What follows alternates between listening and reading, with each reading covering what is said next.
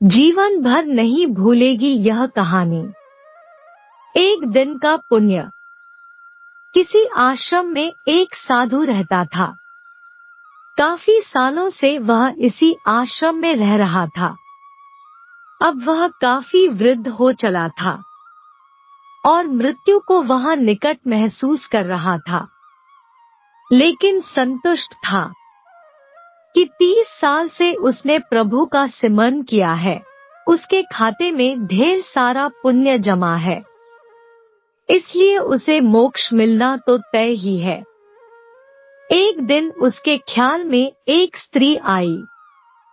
स्त्री ने साधु से कहा, अपने एक दिन के पुण्य मुझे दे दो और मेरे एक दिन के पाप तुम वरण कर लो। इतना कहकर स्त्री लोप हो गई। साधु बहुत बेचैन हुआ कि इतने बरस तो स्त्री ख्याल में ना आई, अब जब अंत नजदीक है तो स्त्री ख्याल में आने लगी। फिर उसने ख्याल झटक दिया और प्रभु सुमिरन में बैठ गया। स्त्री फिर से ख्याल में आई। फिर से उसने कहा कि एक दिन का पुण्य मुझे दे दो और मेरा एक दिन का पाप तुम वरण कर लो। इस बार साधु ने स्त्री को पहचानने की कोशिश की, लेकिन स्त्री का चेहरा बहुत धुंधला था, साधु से पहचाना नहीं गया। साधु अब चिंतित हो उठा कि एक दिन का पुण्य लेकर यह स्त्री क्या करेगी। हो ना हो ये स्त्री कष्ट में है, लेकिन गुरु जी ने कहा हुआ है कि आपके पुण्य ही आपकी असल पूंजी है, यह किसी को कभी मत दे बैठना। और इतनी मुश्किल से पुण्यों की कमाई होती है, यह भी दे बैठे तो मोक्ष तो गया।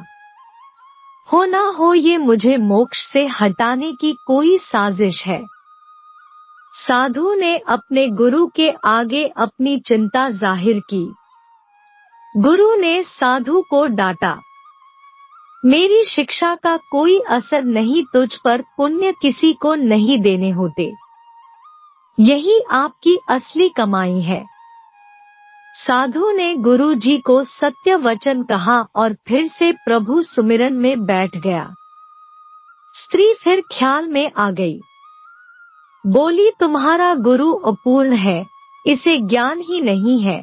तुम तो आसक्ति छोड़ने का दम भरते हो, बीवी बच्चे दीन दुनिया छोड़कर तुम इस अभिमान में हो कि तुमने आसक्ति छोड़ दी है।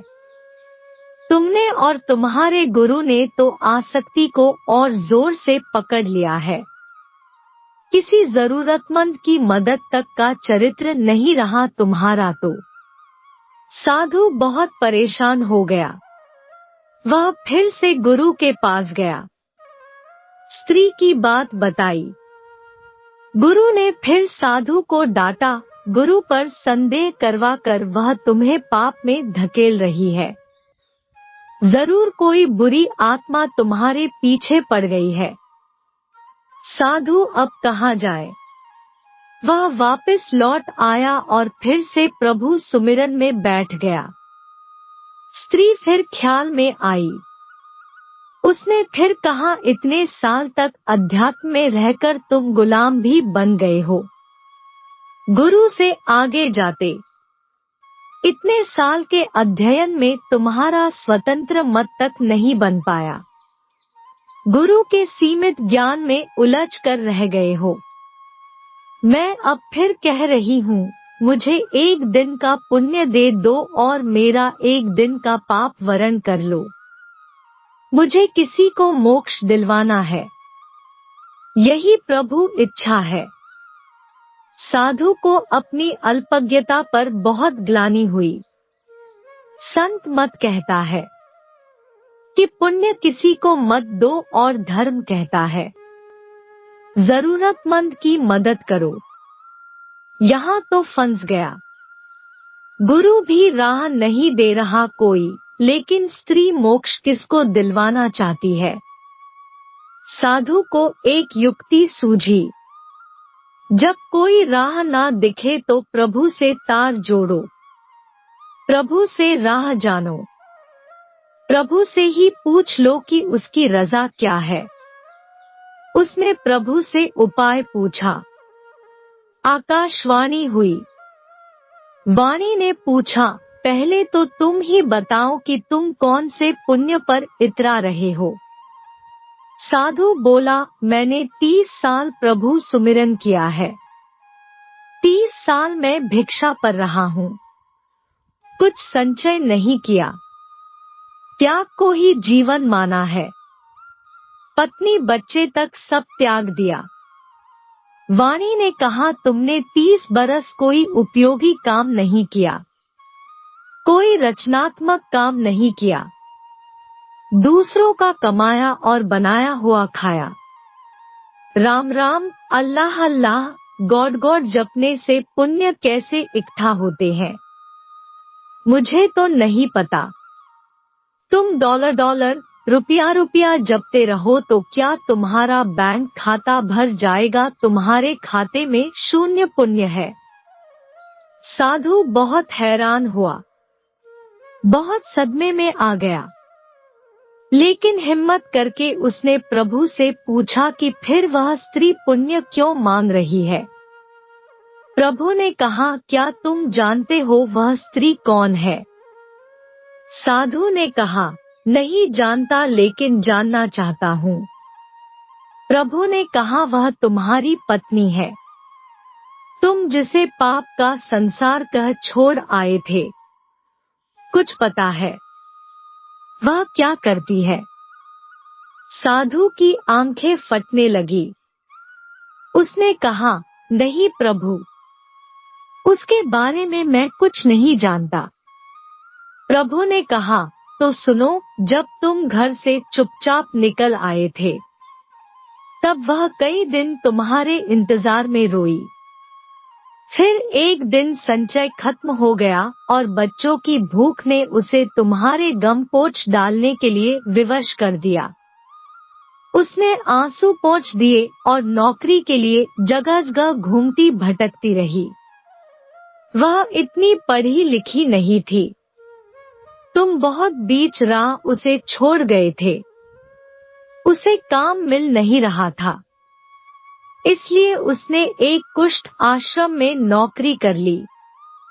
वह हर रोज खुद को बीमारी से बचाती उन लोगों की सेवा करती रही जिन्हें लोग वहां त्याग जाते हैं। वह खुद को आज भी पापिन कहती है कि इसीलिए उसका मर्द उसे छोड़कर चला गया। प्रभु ने आगे कहा, अब वह बेचैन है तुम्हें लेकर। उसे बहुत दिनों से आभास होने लगा है कि उसका पति मरने वाला है।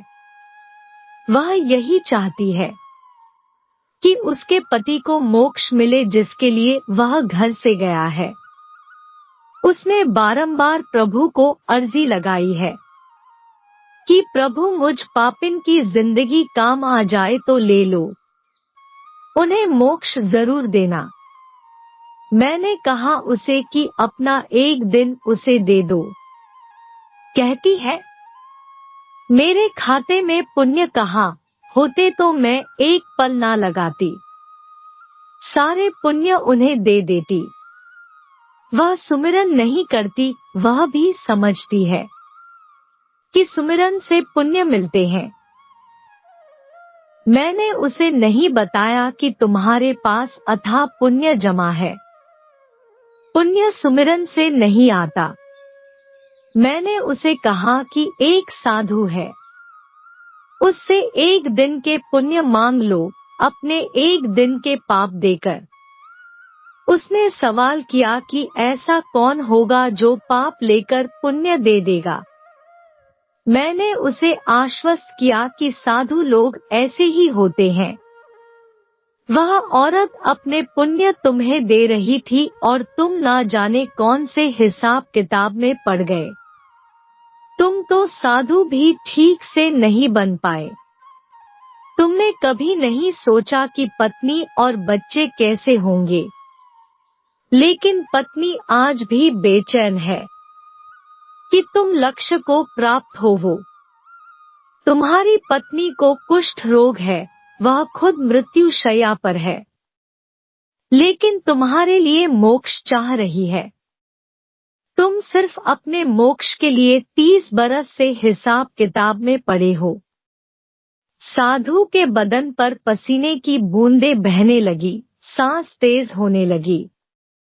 उसने ऊंची आवाज में चीख लगाई, यशोद। साधु हड़बड़ा कर उठ बैठा, उसके माथे पर पसीना बह रहा था। उसने बाहर झांक कर देखा, सुबह होने को थी। उसने जल्दी से अपना झोला बांधा और गुरुजी के सामने जा खड़ा हुआ। गुरुजी ने पूछा, आज इतने जल्दी भिक्षा पर? साधु बोला, घर जा रहा हूँ। गुरुजी बोले, अब घर क्या करने जा रहे हो? साधु बोला, धर्म सीखने। राधे राधे बोलना पड़ेगा।